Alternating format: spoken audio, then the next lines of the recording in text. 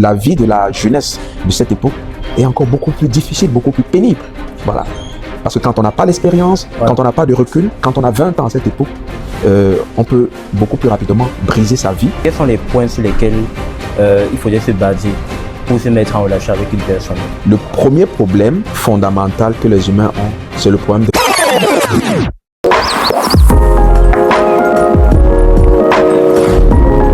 Alors, bonsoir, monsieur René. Bonsoir, Delon. Est-ce que vous pouvez d'abord vous présenter pour ceux qui ne vous connaissent pas? Alors, pour votre public, pour vos followers, pour celles et ceux qui vous suivent sur vos différentes plateformes, je suis René Mwangué. Je suis un Camerounais âgé de 49 ans aujourd'hui. Donc, je suis un professionnel de la communication. Je me suis formé en communication des organisations avec un parcours en agence de communication dans le segment publicitaire, mais aussi dans le marketing sportif. Donc, depuis 8 ans, je suis à la tête d'un salon qui s'appelle Venezia. C'est un salon cireur dont la mission au quotidien, c'est de préserver l'histoire d'amour entre les humains et leurs objets en cuir du quotidien. Okay. Donc, et parallèlement, depuis 2022, 4 ans déjà, je suis entrepreneur MLM dans une activité de marketing des réseaux et je lead une équipe de plus de 500 personnes, de partenaires que j'accompagne au quotidien pour leur permettre d'optimiser leur vision et derrière cette activité-là, de pouvoir créer ce qu'on appelle une forme d'indépendance financière. Donc voilà modestement qui je suis. Est-ce que vous pouvez résumer votre vie jusqu'à aujourd'hui en un seul mot? Quel est le mot que vous allez utiliser? Résilience. Pourquoi résilience? Parce que ma vie, c'est une succession de hauts et de bas. Voilà, mais c'est une vie que je ne changerai pas. Parce que autant les périodes, que je dirais les périodes positives, les périodes douces ont été génératrices de bonheur, mais autant les moments de challenge, et j'en ai connu vraiment de nombreux, ont été des occasions d'apprentissage. Ce sont ces challenges-là qui m'ont permis d'évoluer, de grandir en tant que personne et qui ont façonné l'homme que je suis aujourd'hui. Et je dirais que je suis jaloux de ces challenges-là. Voilà. Ok. Et est-ce qu'il y a des choses que lorsque vous étiez peut-être dans la vingtaine, vous avez tendance à donner beaucoup d'importance à ça et qu'avec le temps, vous êtes rendu compte que finalement, ça ne vaut pas trop la peine? Je dirais comme tout jeune de mon âge, je pense que parce qu'on n'a pas encore un certain vécu, je dirais un peu le confort matériel, financier.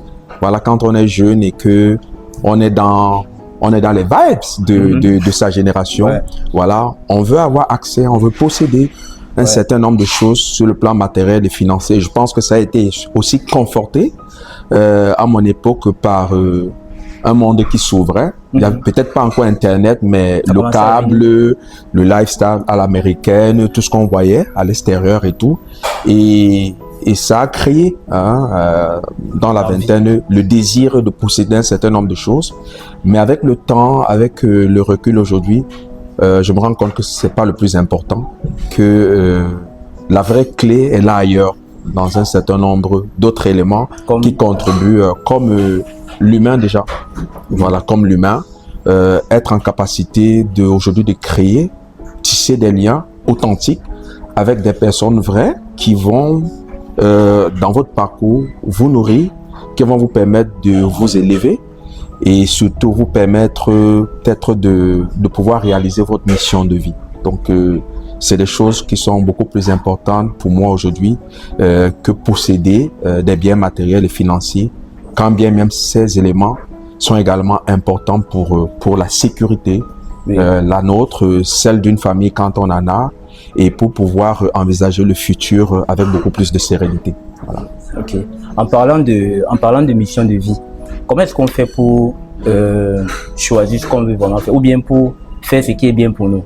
Je dis ça parce que lorsqu'on est peut-être dans la vingtaine, il y a peut-être les parents qui ont leurs ambitions pour vous, qui ne sont pas peut-être, qui n'épousent pas peut-être votre vision de la vie, ou bien qui n'est pas peut-être ce que vous-même vous avez prévu pour vous. Oui. Il y a également peut-être les professeurs qui ont leur avis, et du coup on se retrouve un peu comme étouffé par ça. Donc, comment est-ce qu'on trouve vraiment ce qu'on veut vraiment faire dans la vie, comme mission, comme vous avez dit là?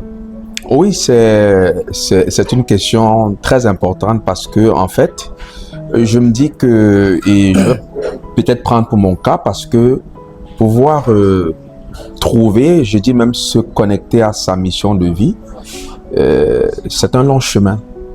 Et malheureusement, il y a beaucoup qui naissent et meurent sans avoir pu expérimenter ça. Et notamment quand on est dans un environnement où il y a un certain nombre de pesanteurs. Voilà, il y a la réalité familiale, il y a ce que les parents veulent et il y a la réalité liée à l'éducation nationale, ce que l'école républicaine nous prédestine, l'influence des encadreurs, des professeurs, l'influence des amis. Donc, en fait, c'est une forme, je dirais, un peu d'infobésité. Il y a tellement d'informations, tellement d'influence autour qui fait que quand on est jeune et qu'on n'est peut-être pas encore aligné, on peut se perdre ou alors on peut avoir du mal à identifier. Donc, et moi, je pense que ça a été le cas pour moi. On confond parfois des missions de vie à des métiers, à des passions professionnelles. Ce n'est pas le cas. Et moi, je dirais, en toute humilité, que la mienne, je l'ai vraiment découvert, ou je me suis vraiment connecté à elle il y a quelques années. Voilà. Donc, il y a quelques années, quand j'ai compris qu'en fait, dans tout ce que j'ai eu à emmagasiner comme expérience, et il m'a apparu très clair que il fallait transmettre. Il fallait transmettre aux autres. Il fallait être en capacité d'influencer par mes valeurs, par mes idées, mais toujours avec au fond la nécessité d'apporter du bien, la nécessité de servir. Voilà, donc c'est pourquoi je me suis inscrit à travers tout ce que je fais aujourd'hui dans une vocation de service, du don aux autres. Et c'est ça en fait. Et la mission de vie, elle est très complexe. Moi, je dis souvent, elle ne se trouve pas dans le salaire, dans le boulot, dans une activité génératrice de revenus. Moi, je pense que la mission de vie se trouve dans ce qui te rebute, ce qui te repugne dans une société, ce qui te met en colère et ta capacité de transformer cette colère-là en action concrète, voilà, pour pouvoir servir la communauté. Voilà. Ok, très intéressant. Et quelles sont les leçons que vous avez apprises donc tout au long de votre vie jusqu'à aujourd'hui, que vous pouvez transmettre que vous pouvez peut-être transmettre aux jeunes qui nous regardent peut-être dans la vingtaine et tout. Voilà, donc quelles sont les leçons peut-être valables que vous avez eu à apprendre? Oh, les leçons, il y en a tellement. Hein. Que l'école n'enseigne pas en tout cas. Oui, je pense que la vie en elle-même, c'est toute une leçon. Et moi, ce que j'ai appris de la vie, déjà j'ai appris qu'il faudrait très tôt que des jeunes puissent avoir confiance en eux. Oui. Que les jeunes puissent avoir confiance en eux. Est-ce que vous avez manqué de confiance lorsque vous étiez plus jeune? Oui, quelquefois, je pense même beaucoup plus qu'il ne fallait. Voilà. Et c'est un peu compréhensible parce que si la confiance en soi se construit, ça se construit déjà à partir de la famille. Donc, si vous avez grandi dans une famille où on a favorisé cette confiance en soi par le discours, l'éducation, les valeurs, l'encouragement. Donc, vous allez très vite développer cette notion de confiance en soi. Donc, c'est un élément important aujourd'hui, la confiance en soi. À côté de la confiance en soi, la notion du travail. Voilà. Il faut apprendre à travailler vraiment, à être sérieux dans ce qu'on fait, à développer des réelles compétences. Voilà.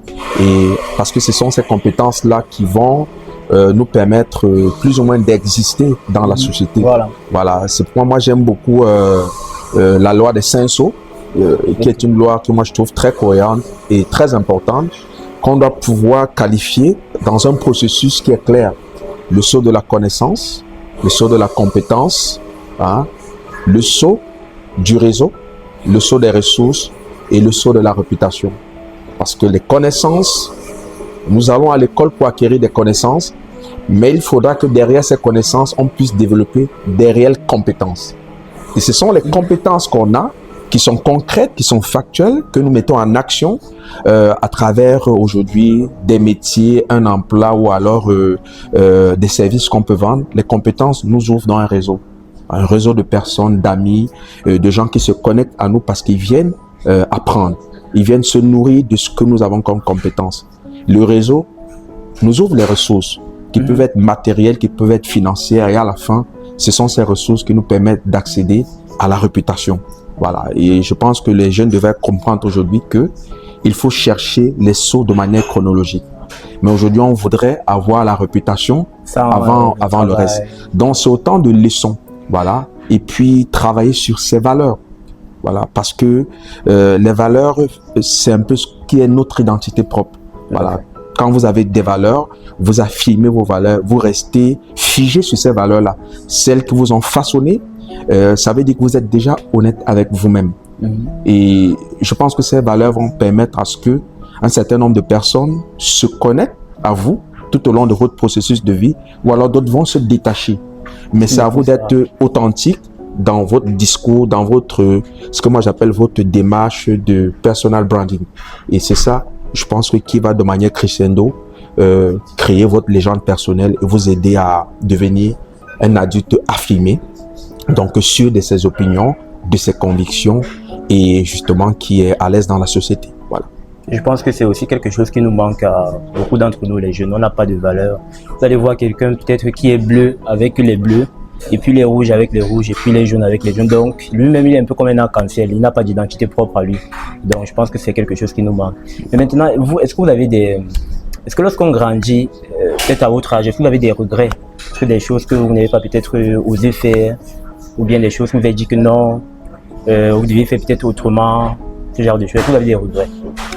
Oh, des regrets? Curieusement, non. Je ne suis pas quelqu'un qui a porté sur des regrets. Oui, il y a eu des déceptions personnelles à un certain moment, quand je me suis rendu compte que peut-être une opportunité X, j'ai hésité à la saisir. Ça a été surtout à mes débuts dans la vie professionnelle. Donc, mais je me suis toujours dit, à chaque période de ma vie, j'ai décidé avec les outils qui étaient les miens, avec le niveau de connaissance qui était le mien, avec la maturité et l'intelligence émotionnelle qui était la mienne. Donc, je peux pas juger ce parcours. Et je pense que la vie de l'homme, c'est un processus, on grandit. Les décisions que j'ai prises il y a 10 ans, je pense qu'aujourd'hui, avec ce que je suis devenu, je les prendrais différemment. Donc moi, j'ai pas de regrets, voilà, parce que je pense que l'homme qui est là aujourd'hui, en face de vous, est le produit de ses réussites, le produit de ses échecs, le produit de son éducation, de son environnement, mais surtout est la résultante des leçons qu'il a tirées de tout ça.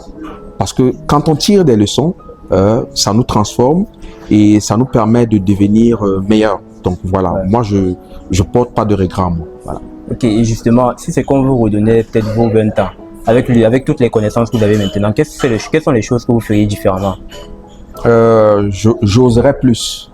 Okay. J'oserais plus devenir moi. J'oserais plus et beaucoup plus rapidement affirmer mes opinions.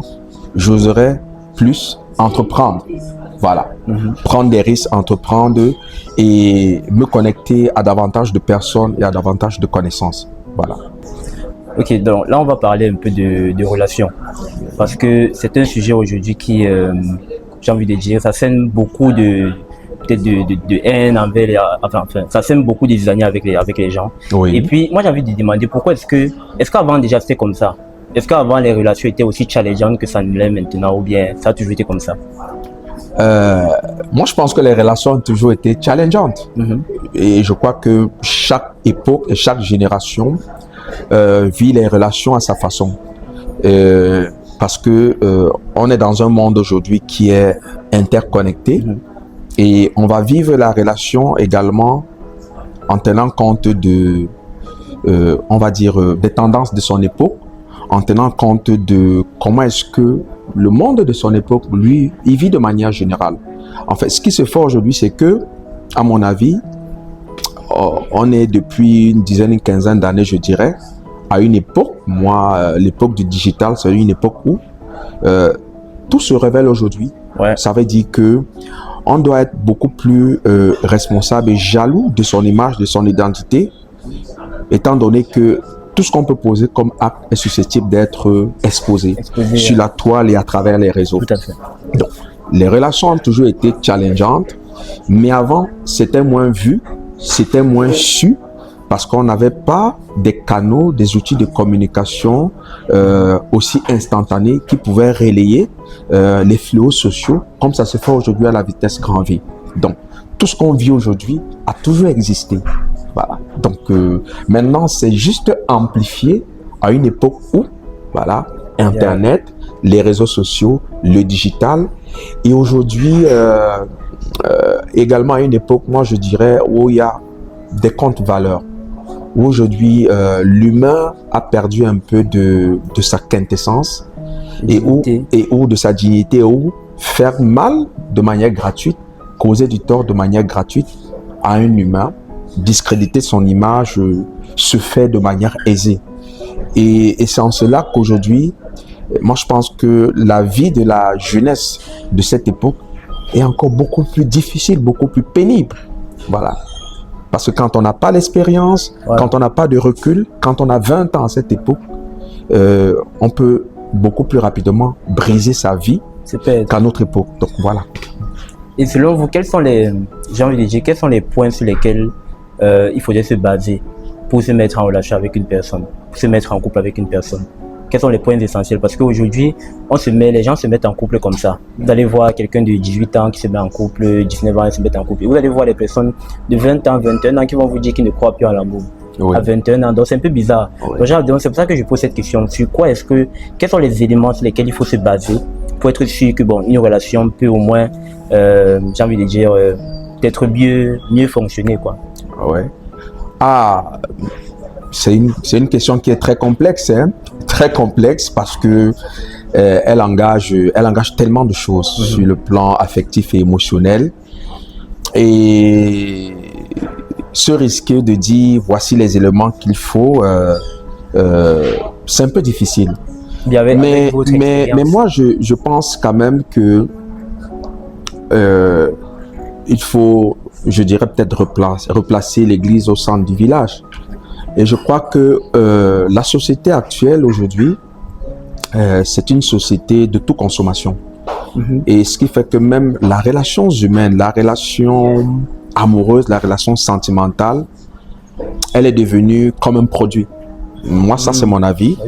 Et que aujourd'hui, à 17-18 ans, les jeunes sont beaucoup plus enclins à s'aventurer, à vouloir construire des relations sentimentales amoureuses que de se construire d'abord eux, se développer, grandir, maturer, être dans leurs études et tout.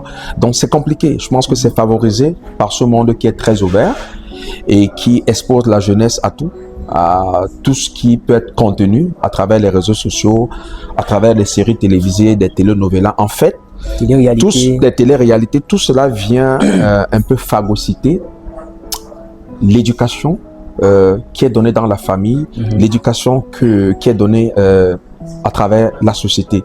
Donc, c'est très complexe. Mais moi, je me dis aujourd'hui que vouloir entrer en relation avec un autre, un homme ou une femme, moi, je pense que ça vous demande vous-même, à soi d'abord, d'être quelqu'un d'aligné. Voilà, d'être aligné sur soi-même. Est-ce que c'est ce qu'on veut réellement? Est-ce qu'on pense que on est prêt au fond de soi pour s'engager dans ce type de relation avec son vis-à-vis, qui peut être un homme ou une femme? Aligné, c'est être à un moment de sa vie où le corps, l'âme et l'esprit sont vraiment alignés, sont connectés, sont très cohérents. Voilà. Vibre voilà, vibre dans une même fréquence. Et je crois que ça, c'est pour un jeune de 20, 21 ans, c'est encore compliqué parce qu'à cet âge, beaucoup ne se connaissent pas eux-mêmes. Beaucoup ne connaissent pas encore quelle est leur véritable identité. Beaucoup ont un problème d'image de soi, de confiance, d'affirmation de soi. Et très souvent, très peu s'aiment. Voilà, parce que moi qui travaille avec beaucoup de jeunes, qui accompagnent, qui forment, et même beaucoup d'adultes, je me rends compte que le premier problème fondamental que les humains ont, c'est le problème de confiance en soi, le problème d'estime de soi.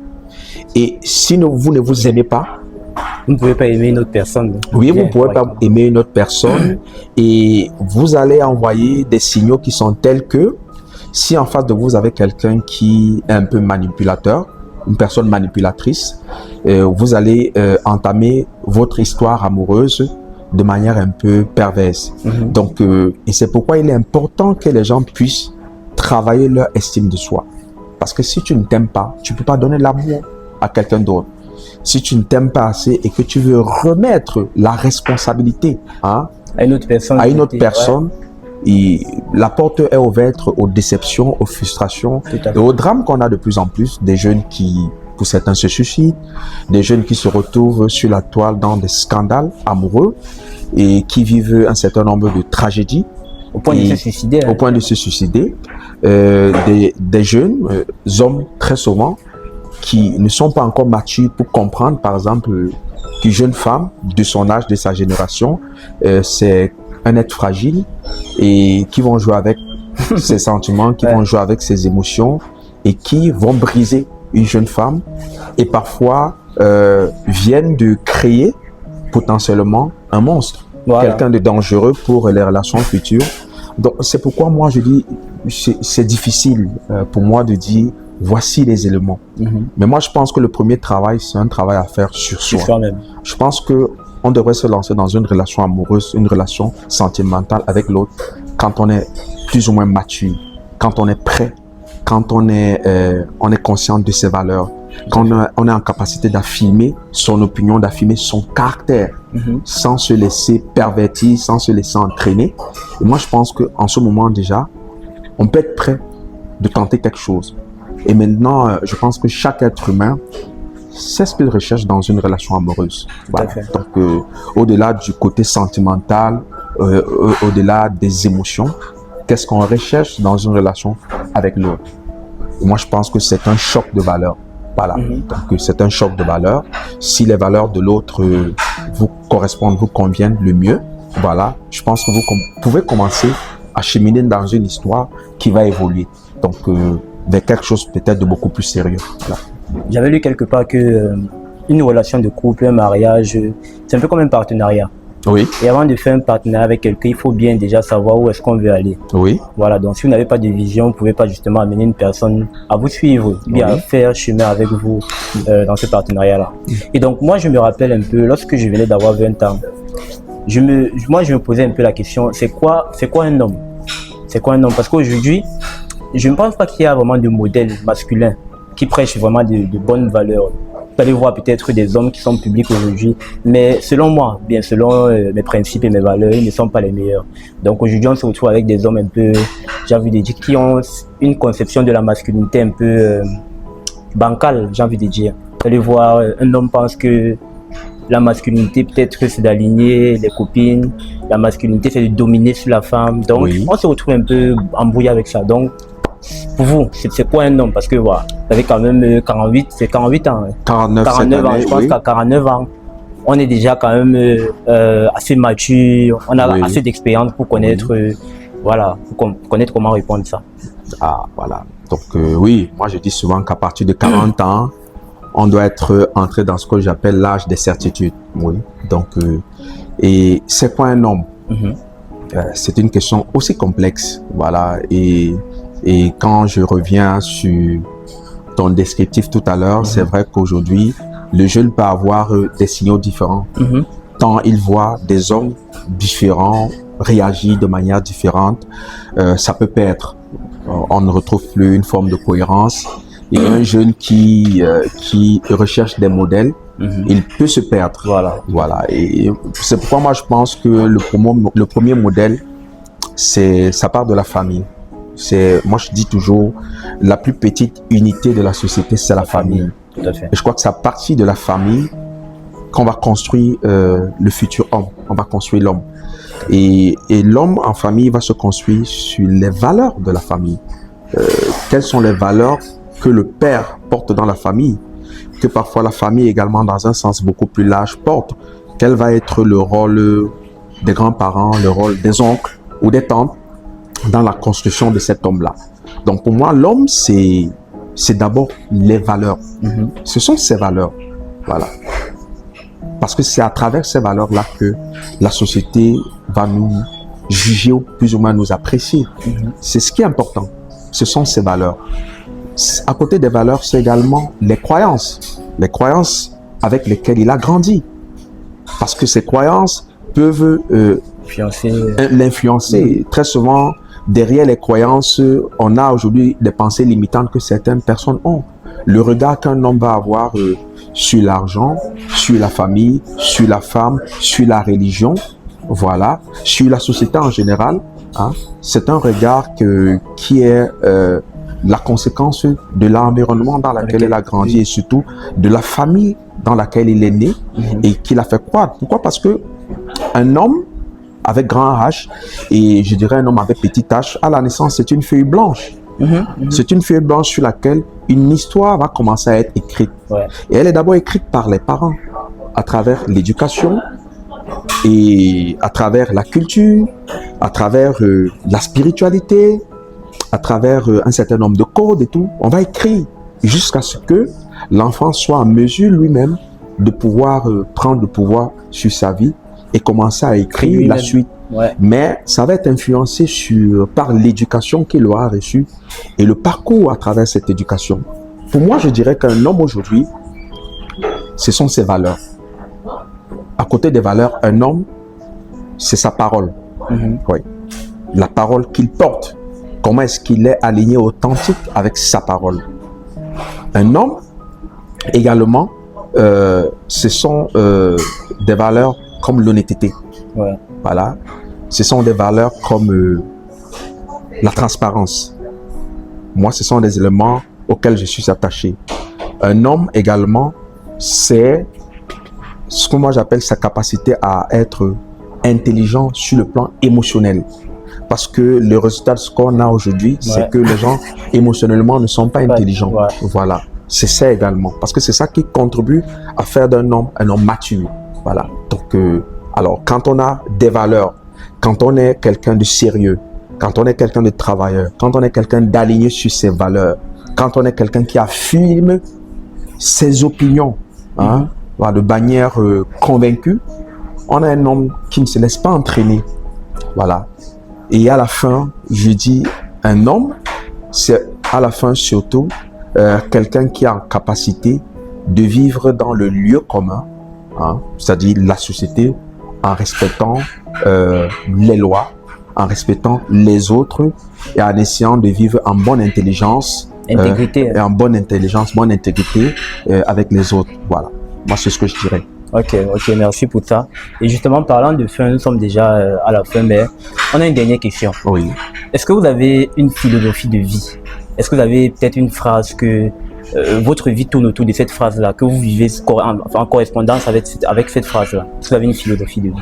Oui. J'ai une philosophie que j'ai empruntée d'un célèbre homme, politique, puissant, que j'ai découvert à travers des lectures, mais surtout à travers un de ces aspects que beaucoup ne connaissent pas, voilà, parce que c'était un élégant. Donc moi qui ai un peu travaillé dans l'art sartorial, donc dans le vêtement et le style, grand amateur de cognac, d'alcool et de cigares, Sir Winston Churchill, voilà. Donc et cette phrase qui est ma maxime de vie depuis longtemps: rien ne sert d'avoir beaucoup, il faut se contenter du meilleur. C'est ça qui guide ma vie, voilà. Dans tout ce que j'entreprends, je recherche le meilleur pour moi, je recherche l'excellence, voilà. Et pour mieux le faire, ça me pousse moi-même à être excellent, à être meilleur pour les autres, pour le regard que les autres doivent avoir sur moi, ma manière de rendre service, ma manière d'honorer une relation amicale, de famille, amoureuse, professionnelle. Je fais tout pour pouvoir rendre le meilleur. Et c'est pourquoi moi, j'exige d'abord de moi le meilleur. Je suis trop exigeant envers moi et c'est ce qui compte. Donc, je recherche le meilleur dans tout. Voilà. Ok, donc ça sert à rien de faire d'avoir beaucoup. Il faut se contenter du meilleur. Ok, voilà. Donc c'est ça qu'on va se quitter. Merci d'avoir écouté cette vidéo jusqu'à la fin. Surtout, n'hésitez pas à vous lâcher dans les commentaires. Hein. Surtout, likez, partagez la vidéo. Abonnez-vous pour pouvoir être informé à chaque fois qu'on va poster une nouvelle vidéo. Et on se dit à très bientôt sur Numana.